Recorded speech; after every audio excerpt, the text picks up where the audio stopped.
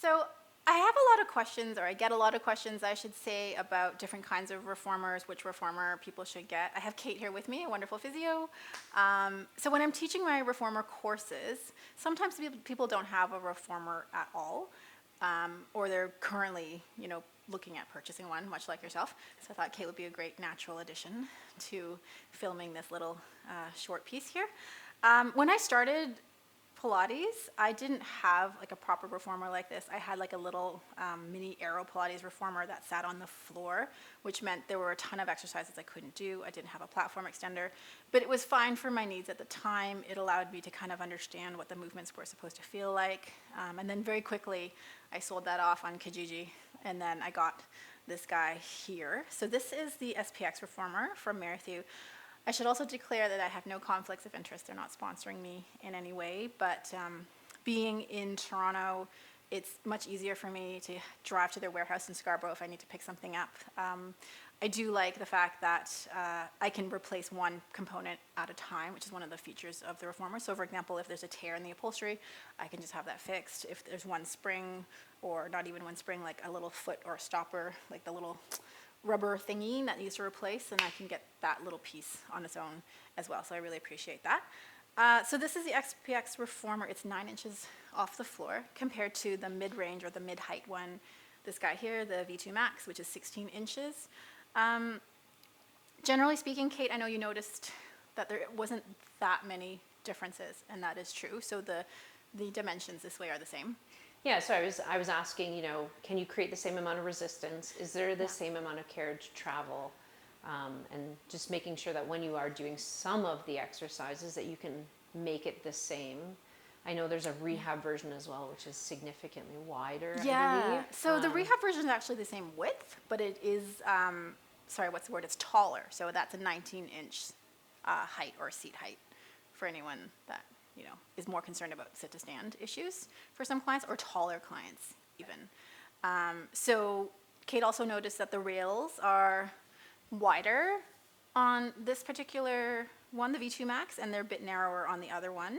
They're the same length. You're going to have the same amount of travel as you had said, but for those exercises where you have to stand on the rail or you have to grab the railing, then you might want something a little bit more, robust.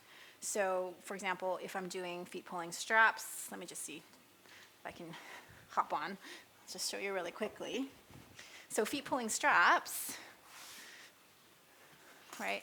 When I set up to get into feet pulling straps by laying the straps on the bar. So this is if you're by yourself. If you're working with clients and you're going to be helping them through this step anyway, this doesn't really matter quite so much. But you're going to have feet on the railings, and then as those straps are resting on the railings, this is when you're going to be getting the feet in and around, right? So 1, and then 2, and then from here you can come down onto the reformer, and then you can start doing your exercises here. I'm not doing them properly, but you get the idea, and then slipping them off. Or the other way is if you're grabbing the railings, then you're going to be on your tummy, let's say from here. It's a little bit easier because it's a bigger grip to hold and really pull yourself. Or if you've got 2 hands on one, there's that. Versus the narrower railing, it can be a little bit trickier. So if we try to balance these, much more difficult to do. Not impossible. Let's see if I can do it. Let's see here. So 1 here, and then holding on. I don't know, Kate, what am I on here? I'm on a half spring. So, oh no, that's okay. I had to check my springs. Yeah, and so that can be tricky too, but not impossible. I'll spare you doing the whole thing. And I guess it really just depends on, again, your clients. So some clients are bigger feet. They might need some more support there. And then if I'm doing this guy here, still doable, but it can be a little bit more challenging because there's just less to grab. I would say one of the biggest, or some of the bigger differences that you would notice would be doing things like scooter. So if you want to try, Kate, so scooter is this one here, you know this one. Right, so pressing here versus if you were doing it on the other one. So you can see with Kate, how tall are you? Well, you said you were 5'5". Yeah. On the other end, I would be 5'5" on the taller end. Like a little bit 5'6".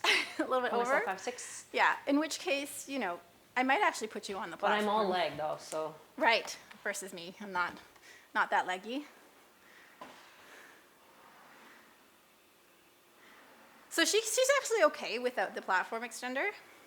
But then if we took the exercise over to this one, is that all the way up? Yep, that's all the way up. So you'll notice you're not really getting into as deep of a, it's a little bit of a different press, like you're not getting like that glute press action. It's more of a stretch. So truly more scooter 1 than scooter 2.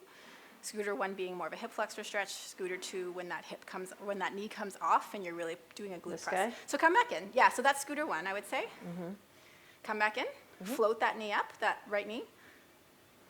Sorry, so keep the knee off the, Oh. yeah, so no contact with that knee. You're gonna fold it in. Let me give you a bit more weight. And then you're just gonna press into that glute. So it does feel different, right? Because you're not really getting, it's not the same height. You can do it with the lower height, but it's just not quite the same mechanics. I don't find you get to move through as much glute extension, hip flexion. You can't really start in as Yeah, much hip because like flexion. if I wanted to be more in hip flexion, I can't float my knee and still create travel without accommodating. Yeah. Here I could. Yeah, and at 5'5", 5'6", you know, we're kind of limited there. So, you know, I would say that that's probably one of the ones that's impacted. And even though it's just, you know, one exercise, I do scooter all the time for a ton of reasons for therapeutic clientele. So, I mean, that is something to consider. And then the other one would be any sort of work where you're on your tummy, where you're using the straps, or on your hands and knees using the straps with your feet. So that's why you can always get a tall box, right? So if I have, let's see. So for all that prone arm work, let's change the spring. For all the prone arm work where you're on your tummy, if you have somebody that's longer limbs, guys, I'm not doing these things safely, so please don't copy my form or the way I'm getting on and off the carriage for these exercises. I'm just whipping through to demonstrate. I'm already hitting, if you notice, I'm already hitting the floor, right? So any of this arm work, right, that you want to do, you know, that doesn't really feel good to have that there. Or if you're doing three-point kneel, let's see. So this one, oh, let's walk the box over a touch, right? So for three-point kneel, where you're gonna have one leg hanging over the side. You know what, let me demonstrate the other leg. Okay, do you wanna pass me that one there? Thank you. We're just going fast, because I hate slow videos. We're gonna bring that foot onto there. There we go, perfect. Yeah, thank you. Okay. So, like already, I'm going here through hip flexion. I'm already kind of close. You're starting to hike too. Oh, I'm hiking. Accommodate. Well, just to accommodate, right? Like you're already trying to create. Because I don't want to hit the floor. Yeah, exactly. So you're hiking. So not great, which is why you can always, so this particular company, Merrithew, they offer a tall box. Maybe your company with the short reformer also offers one. But this guy here will pop you up a little bit higher.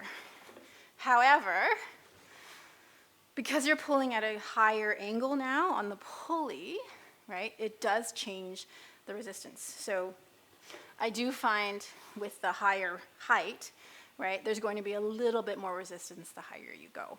So that is something to consider. But because we've got that option, I can at least do my arm presses. What am I here? I can at least do my arm presses without touching the floor. Well, I can anyway. Right, so from here. And for therapeutic reasons, I love this because you can come into a little bit of extension to come back through here. So, you know, working that posterior chain, I think, is something that we all really need to do as a whole, but also something that we do quite frequently for rehab. So that is something that I would also really kind of keep in mind.